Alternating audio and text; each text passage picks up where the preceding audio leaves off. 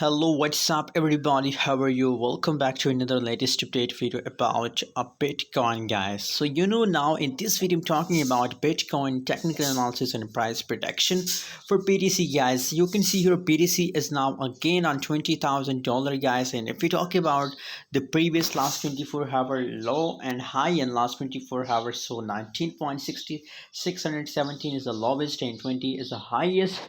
But the current situation is Bitcoin will crash or pump, guys. So let's see the price chart. You can see here now here FEC for short time, so the volume increase, guys, the volume increase.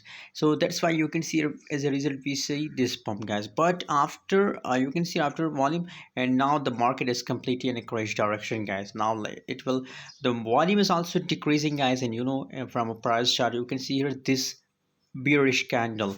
So it's give us, guys, there is so fear in the market, guys.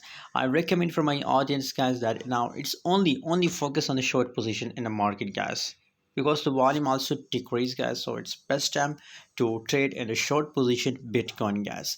And as I told you guys that now today target 19 US dollar, it will reach to 19 US dollar, 19,000.